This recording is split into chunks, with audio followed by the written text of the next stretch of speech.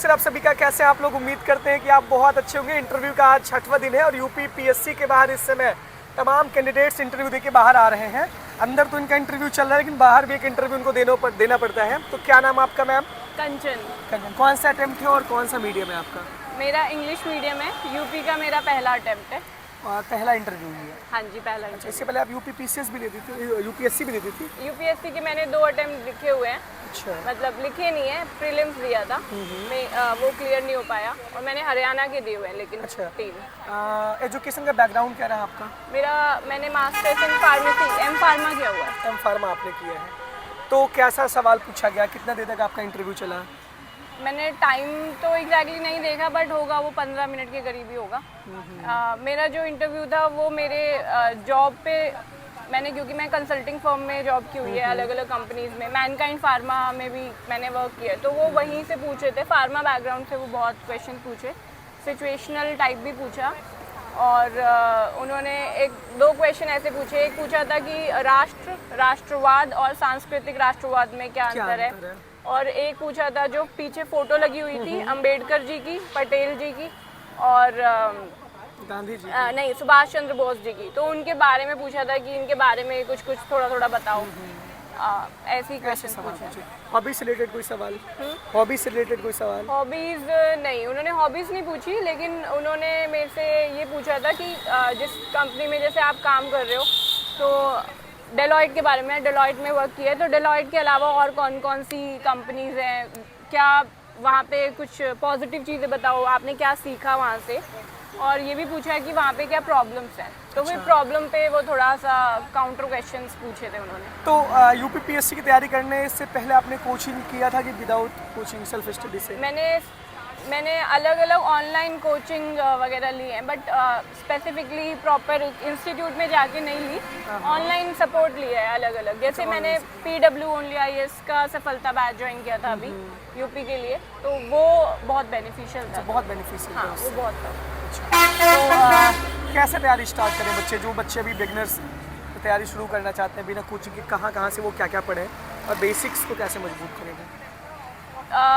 क्योंकि जो अगर मतलब इनिशियल बिगनर्स हैं उनको मेरे को लगता है कि जो बेसिक बुक्स हैं, जैसे पॉलिटी के लिए लक्ष्मीकांत हो गई, और जो बाकी जितनी भी मतलब बेसिक बुक्स हैं ना, जो हम यूपीएससी के लिए पढ़ते हैं, वो ही हमें यूपी पीसीएस के लिए पढ़नी पड़ेंगी, क्योंकि यहाँ पे बेसिक स्ट्रॉन्ग्स होने चाहिए।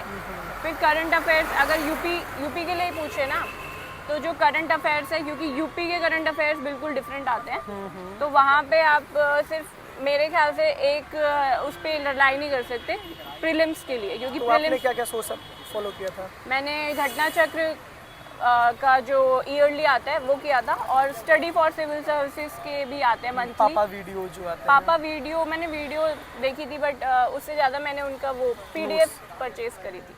अच्छा, तो ओवरऑल आप हरियाणा से भी हैं, तो हरियाणा से यूपी का सफ़र किस तरीके से रहा?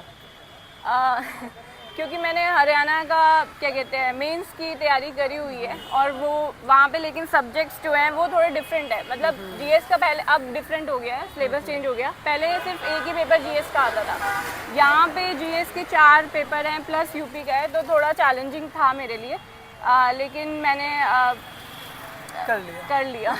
अच्छा, और पेपर 5 और 6 के लिए आपने क्या सोच फॉलो किया था? पेपर 5 और 6 के लिए मैंने सफलता बैच जो है वहाँ पे रमेश सर हैं, तो वो पढ़ाते हैं PWOnlyIAS, तो मैंने वही किया है, उन्हीं का ही मटेरियल यूज़ किया था, लेकिन उसमें मैंने अपने एडिशंस ज़रूर किए थे। बेसिक वहाँ से उठाया लेकिन अपने एडिशंस किए थे, जैसे कि ChatGPT यूज़ किया है मैंने। ChatGPT पे मैंने कोई टॉपिक डाल दिया और उसमें जैसे चैलेंजेस करके, और मैंने बोला कि न्यूज़ लिंक बताओ रीसेंट के, और फिर न्यूज़ लिंक से मैंने स्पेसिफिक एग्जाम्पल्स उठाए हैं जो मतलब बहुत यूनिक एग्जाम्पल्स हैं, वो मैंने ऐड करे हैं अपने पेपर में। तो मुझे लगता है वो ज़्यादा बेनिफिशियल रहा है रेदर देन कि मैं NCERT आपने पढ़ी थी कि नहीं पढ़ी थी? NCERT मैंने किस क्लास से किस क्लास तक NCERT पढ़ना चाहिए?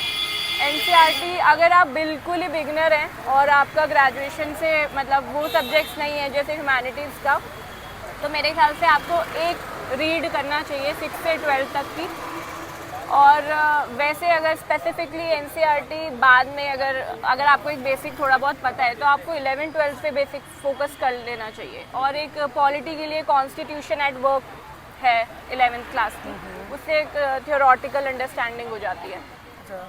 और एनसीईआरटी मतलब ज्योग्राफी की तो 6th से 12th की एक बार देख लेनी चाहिए, और बाद में मतलब आपने जब समझ आ गया तो आप 11-12 पे फोकस करें, 4 बुक पे। और एक पॉलिटी की हो गई, बाकी जो भी जैसे हमारी ज्योग्राफी कंटेम्प्रेरी पॉलिटिक्स, ये IR वाली एक है, मुझे नाम बुक का याद नहीं आ रहा, वो भी देखनी होती है।